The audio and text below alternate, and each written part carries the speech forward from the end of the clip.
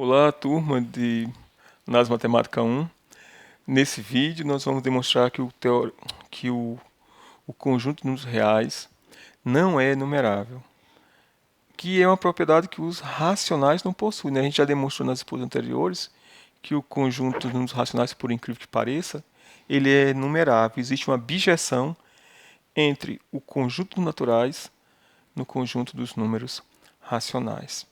A gente já sabe que todo conjunto infinito, como é o caso dos reais, tem dentro dele uma parte numerável, os próprios naturais ou os inteiros. Então, existem aplicações de n em R que são aplicações injetoras. Como a gente mostra que o conjunto não é numerável, lembrando que o conjunto é numerável quando existe uma bijeção. Então, na verdade, a propriedade que tem que falhar aqui é a propriedade da sobrejetividade. Então, não vai existir, o que a gente vai demonstrar é que não existe nenhuma função dos naturais reais que seja sobrejetiva. E para fazer isso, nós vamos utilizar o teorema que a gente estudou na aula passada, o teorema dos intervalos encaixados, que diz que se a gente tiver uma sequência de intervalos fechados e ilimitados, né? Ilimitados não.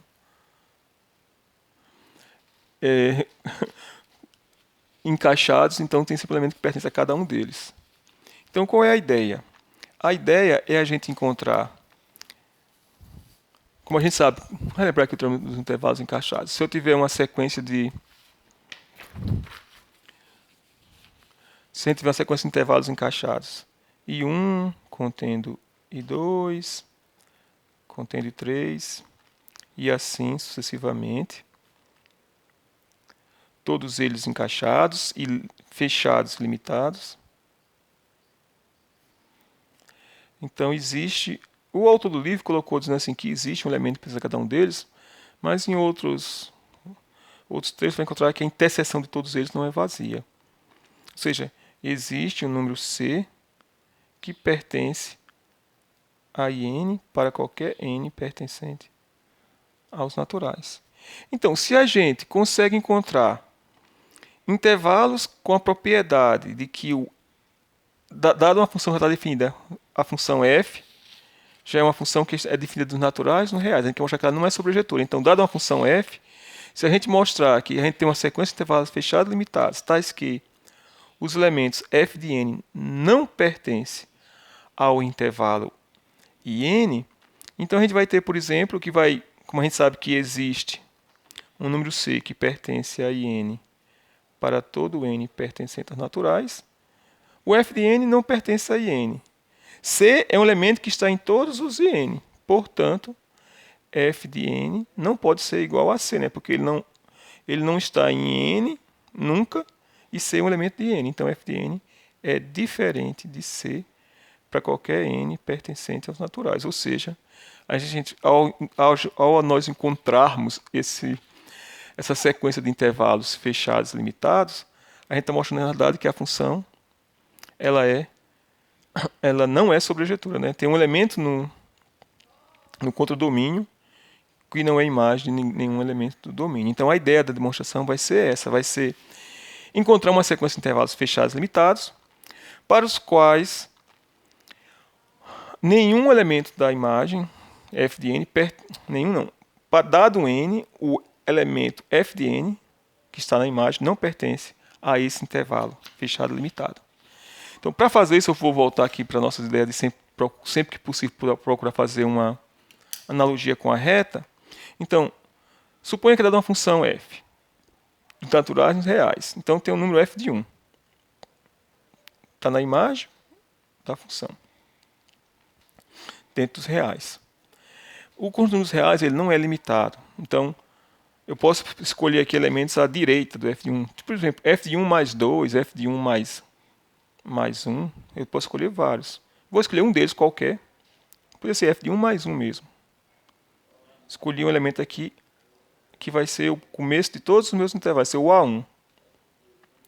E a partir desse A1, nós vamos escolher um outro elemento qualquer para ser o outro extremo do intervalo. Podia ser A1 mais 1 bilhão, A1 mais 1, A1 mais 0,00001.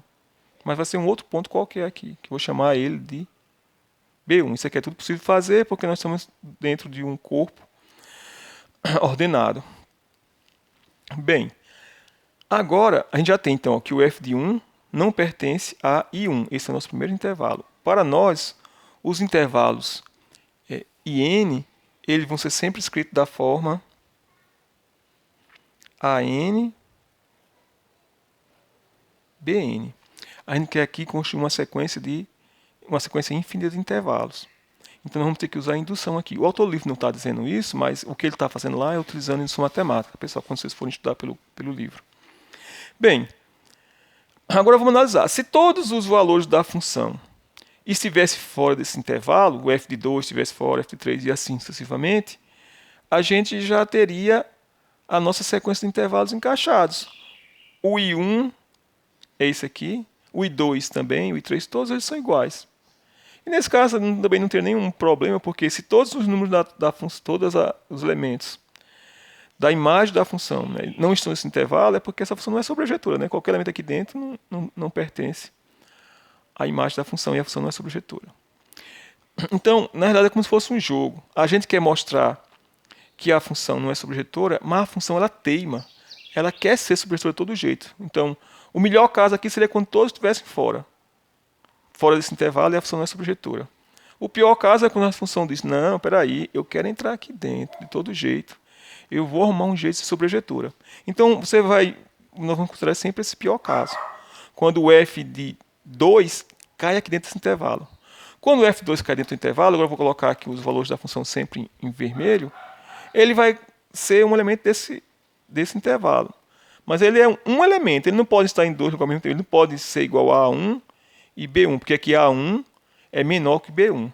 Então ele ou é B1 ou A1 ou qualquer outro elemento aqui dentro, mas ele não pode ser igual aos dois ao mesmo tempo, ou seja, ele é diferente de pelo menos um deles.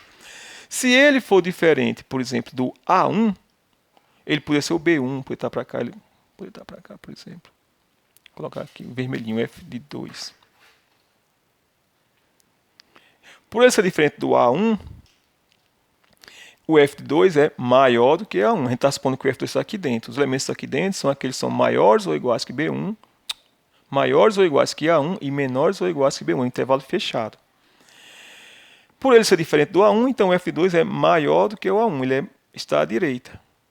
Aí agora vamos utilizar aquela propriedade que eu demonstrei, que diz que o ponto médio, né, a média aritmética entre dois números reais, é sempre menor do que o maior deles e maior do que o menor deles. Então, se a gente escolher agora o ponto, eu quero encontrar um intervalo aqui dentro que não tem esse elemento. Então, eu vou escolher um intervalo para cá. Eu vou escolher exatamente o ponto médio dos dois. Eu posso escolher qualquer outro, mas ao escolher qualquer outro, ficaria difícil de fazer a definição. Porque aqui o que a gente está fazendo é definir esses intervalos por indução. Então, eu vou definir o meu segundo intervalo como sendo o extremo dele e sendo exatamente aqui no ponto médio. Esse ponto aqui, que vai ser o B2, né, o segundo, o extremo desse intervalo, vai ser exatamente a média entre o A1 e o F de 2. Então vai ser A1 mais F de 2 dividido por 2. Esse número é menor do que o F de 2 e é maior do que o A1. Ou seja, esse número é tal que f de 2 está fora, né? Isso aqui implica dizer, na verdade, que o f de 2 ele não pertence ao intervalo com extremos nesse e nesses dois pontos, porque ele é maior do que o maior dos dois. Ou seja, não pertence ao intervalo que começa em A1, e esse A1 nós vamos chamar exatamente do A2. E esse termo vai ser exatamente o que a gente chamou de B2. Agora eu vou colocar aqui em cima, tá? Vai ficar meio bagunçado. Então, F2 não pertence ao intervalo que começa em A2 e termina em B2. Então, a gente tem agora um segundo intervalo. Esse segundo intervalo, que seria no caso esse aqui, ele tem a propriedade que o F de 1 não pertence ao I1, o F2 não pertence ao I2, e a gente vai continuar com essa brincadeira.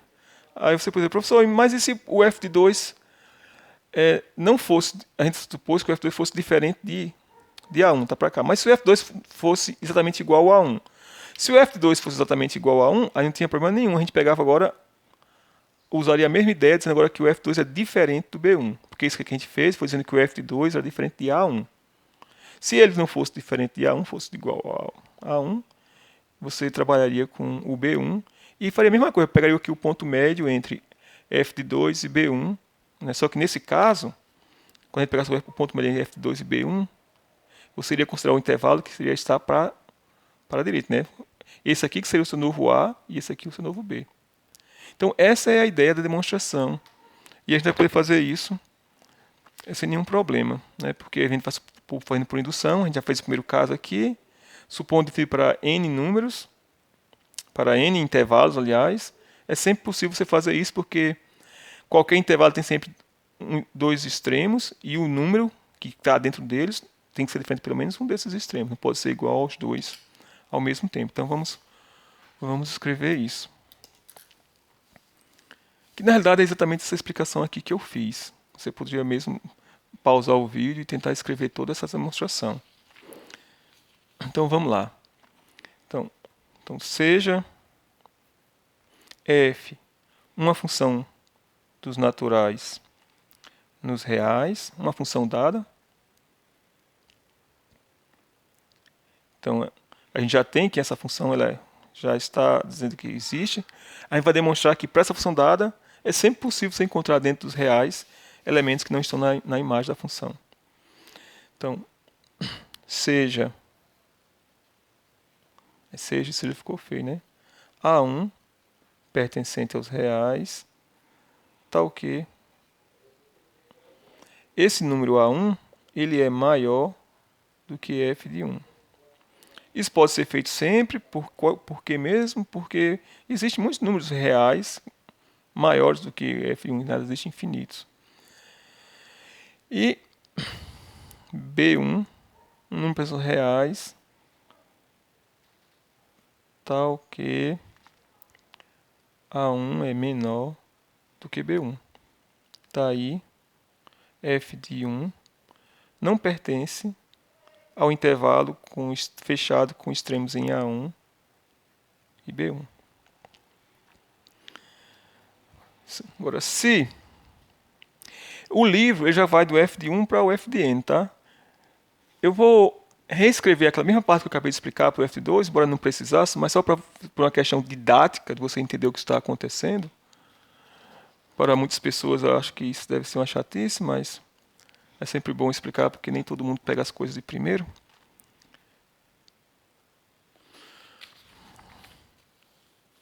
Agora, se f de 2 não pertence ao intervalo I1, que a gente chamou o intervalo de extremidades em A1 e B1, sendo A1 extremidade esquerda e B1 extremidade direita, então a gente está naquele caso bom. Né? O F2 não pertence a esse intervalo. O que a gente vai fazer? Quem vai ser o intervalo I2? A I2 vai ser o próprio I1.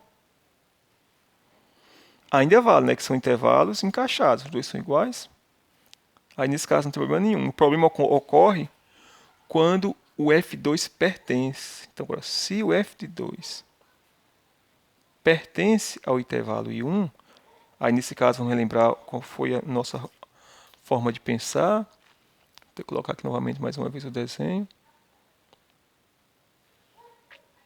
Se o f de 2 pertence a I1, A1, B1. Se o f de 2 pertence a I1, ele está aqui dentro, mas ele não pode ser ao mesmo tempo igual aos dois extremos do intervalo. Ele tem que ser diferente de pelo menos um deles. Então, supor que ele seja diferente. Naquela parte que eu expliquei, eu supus que ele fosse diferente de A1. Agora, eu vou explicar se ele fosse diferente de B1 para você ver que a ideia é a mesma. Como a gente pegou que A1 é diferente de B1, né? mais cedo, quando eu fui definir quem era A1, B1, eu peguei B1, um número que era maior do que A1. Então, como A1 é maior e menor que B1, portanto diferente, f de 2 é diferente de A1 ou f de 2 é diferente de B1, porque não pode ser igual aos dois ao mesmo tempo, né, que dois números diferentes. E daí, vamos supor que o F2 é diferente de B1. O caso de F2 ser diferente de A1, já expliquei antes, é a mesma ideia. Se F de 2 for diferente de B1, então voltando aqui para o desenho, que nos ajuda a entender o que está acontecendo, ele não é esse número, então ele pode ser qualquer elemento aqui dentro. Poderia até ser o próprio A1 aqui, mas ele vai ser um elemento aqui dentro, não importa. Porque ele esteja aqui, esse aqui seja o F de 2. Por ele estar dentro do intervalo, né, porque a gente está supondo esse caso, que o F2 pertence a I1. Ele é um número que é maior igual que o A1 e menor igual que o B1. Só que nesse caso a gente está supondo que ele é diferente do B1, tá? Porque ele não pode ser diferente ao mesmo tempo. Então, se ele for diferente do B1, nós vamos tomar aqui o ponto médio, o valor médio entre os dois valores, entre B1 e F2, a média aritmética. E esse ponto, nós vamos escolher ele como sendo o A2. Esse ponto aqui vai ser F de 2 mais B1 dividido por 2. A gente já demonstrou nas aulas anteriores, né, que esse número aqui é menor que B1 e maior do que F2. Esse aqui vai ser o número A2. Então, se F2 for diferente de B2, então... Agora vamos escrever com mais cuidado aqui, porque o desenho sempre nos atrapalha a pensar. O desenho nos ajuda a pensar, mas como eu mostrei na exposição anterior, pode levar a erros grosseiros. Então, F de 2 mais B1 sobre 2 é menor do que B1, é maior do que F de 2. O F2, por sua vez, era maior ou igual do que A1. Então, agora vamos escolher esse número aqui, F2 sobre... Eu vou colocar embaixo, tá? Vou escolher esse número aqui. É uma coisa um pouco difícil de ver, mas vamos escolher isso aqui como sendo A2. Esse aqui como sendo o B2. Aí o que acontece? Ó? A2, que é esse número, é maior ou igual que A1. Então a gente tem aqui que A1 é menor ou igual que A2, que por sua vez é menor que B2. E esse B2 é menor ou igual que B1, porque o B2 é igual ao B1. A gente escolheu o B2 para o B1. Então eu tenho aqui, mais uma vez, ó, uma sequência de intervalos encaixados. Observe que A1, B1 são as extremidades do intervalo, primeiro intervalo. A2, B2 são as extremidades do segundo intervalo. Então, nesse caso, o que ocorreu é que o intervalo I2, que é da forma A2, B2, está contido no intervalo I1, que é igual a A1, B1. E a propriedade que a gente também quer, além de ser encaixado, é que o F de 2, como ele é menor do que A2, que é o extremo esquerdo do intervalo, o F de 2 não pertence. E o F de 2 não pertence ao intervalo I2. E agora a gente vai usar a indução. Mas a ideia é exatamente essa. Na indução não tem mais agora mais nenhuma complicação. Então, supondo definidos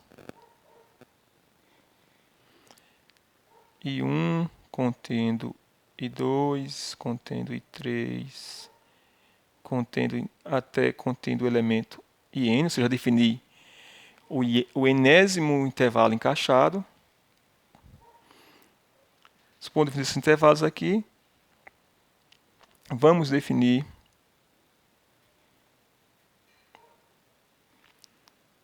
o intervalo IN mais 1. Então, observe que a gente está usando aqui indução. Então, vamos analisar o que acontece com Fn mais 1. Se o f de n mais 1 não pertencer ao intervalo IN, vou colocar aqui o desenho para nos ajudar, mais uma vez.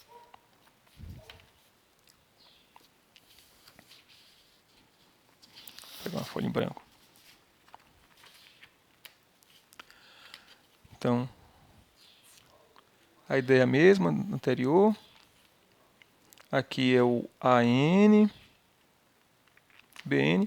Se o f de n mais 1 não pertence a esse intervalo, então quem vai ser o intervalo n mais 1? Vai ser exatamente esse mesmo intervalo, porque não tem problema nenhum.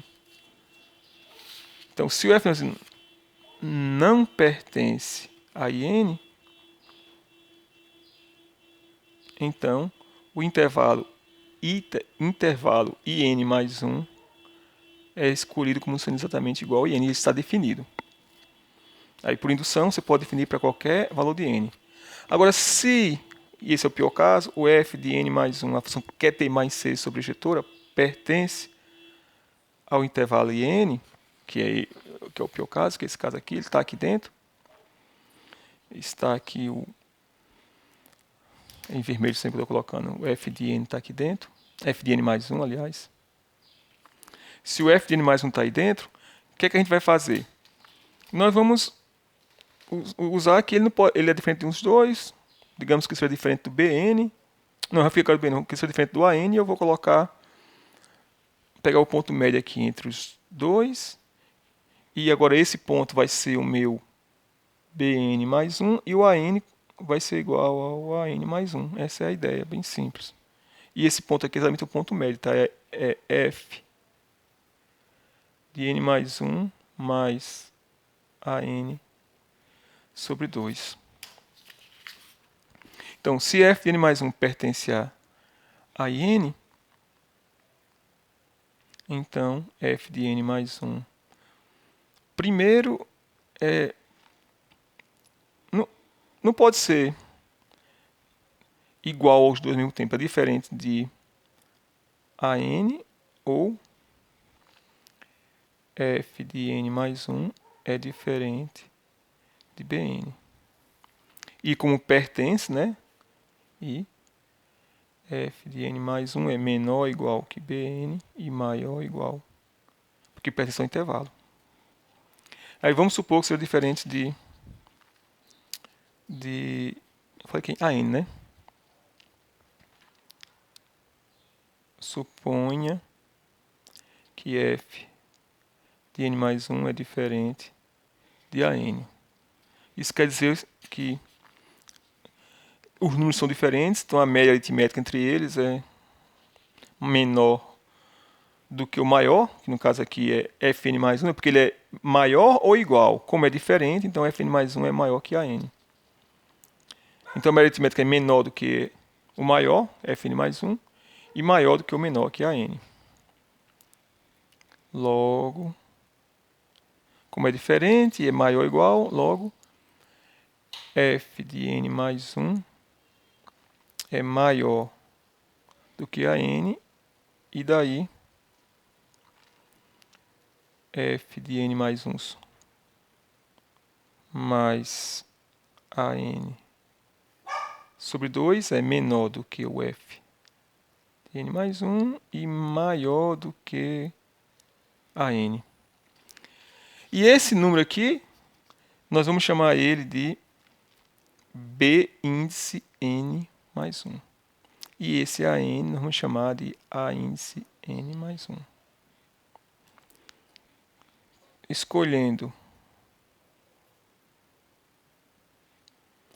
b índice n mais 1 como sendo exatamente que eu coloquei aqui, f de n mais 1 mais a n sobre 2 e a índice n mais 1 como sendo a índice n, temos que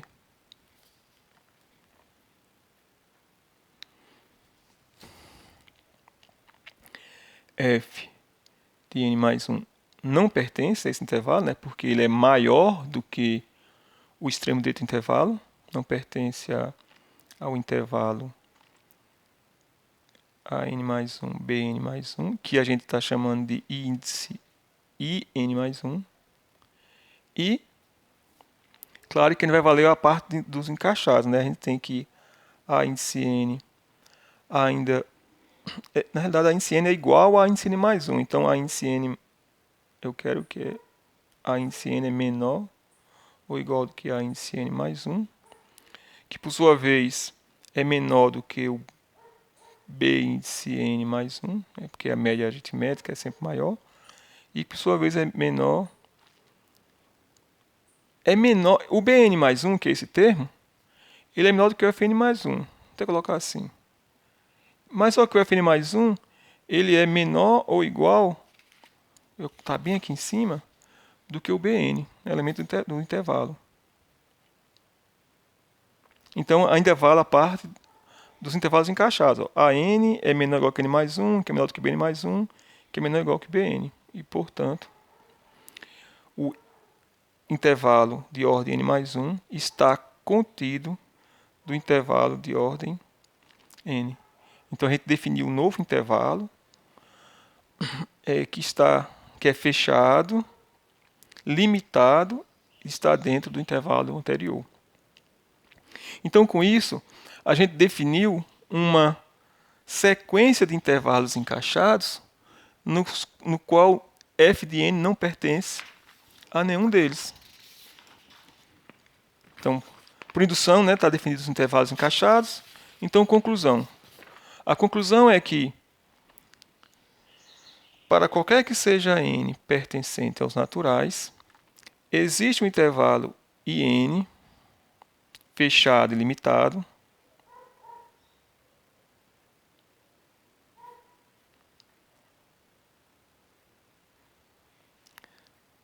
tal que vale as seguintes coisas. I índice n contém I índice n mais 1, é uma sequência decrescente, vamos dizer assim, de intervalos, e f de n não pertence a IN. Agora vamos usar o teorema dos intervalos encaixados. Eu tenho uma sequência decrescente aqui de intervalos fechados e limitados, né? E nenhum número no domínio, na imagem da função, né, f de n são as imagens de elementos da função, tá? Aquela função f que a gente tem definida, pertence a IN. Logo, como existe o número C que pertence a todos os intervalos encaixados, então esse número C ele é diferente de f de n para qualquer n peças naturais, como eu expliquei no começo. Por quê? Porque o f de n nunca está em nenhum desses intervalos, para qualquer que seja o número natural. E o C está em todos eles, então o C é um daqueles elementos que não pode estar na imagem da função. Portanto, a função ela não é sobrejetora. Uma decorrência desse fato do conjunto dos números reais não ser enumerável é que existe dentro do conjunto dos números reais uma quantidade de elementos, um subconjunto não enumerável maior do que os racionais, né? Porque se a gente pensar que o conjunto dos números reais ele é a união do conjunto dos números racionais com o complementar dele, vou chamar aqui R menos o conjunto racionais, a gente sabe que isso aqui é numerável. Se esse conjunto fosse enumerável, a união de dois conjuntos numeráveis, a gente mostrou que é um conjunto enumerável. Aí você iria ter que os reais seriam numeráveis, que não é o que ocorre. A gente costuma chamar esse conjunto aqui do conjunto dos números irracionais. Então, o que a gente acabou de demonstrar é que o conjunto dos números irracionais ele é um conjunto não enumerável. Ou seja, a maioria dos números reais não é racionais, é irracionais. Ou seja, existe muito mais números irracionais do que números racionais. Aí você pode pensar, professor, mas a gente está tão como é que se diz, mais acostumados com racionais, parece que o conjunto dos números racionais é maior do que o conjunto dos números irracionais. Mas só para você pensar que essa ideia às vezes não se justifica. Para qualquer número irracional, digamos raiz de 2, esse aqui é um número irracional. Se você considerar a sequência de números, raiz de 2 mais 0 da raiz de 2, que é irracional, raiz de 2 mais 1, é um exercício bom mostrar que esse número é irracional. raiz de 2 mais 2 é irracional. Quando eu pegar a raiz de 2 mais o número n, n natural aqui, esse conjunto aqui, ele é um conjunto todo formado de números irracionais. Ou seja, para um número irracional, você pode ter uma infinidade numerável, né, infinita de números irracionais.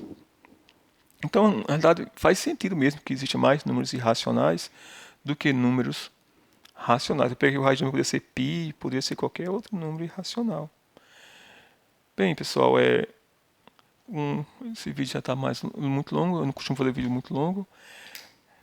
É bem interessante esse fato dos conjuntos dos números reais ser não enumerável, mas mais interessante é que existe mais números irracionais do que racionais.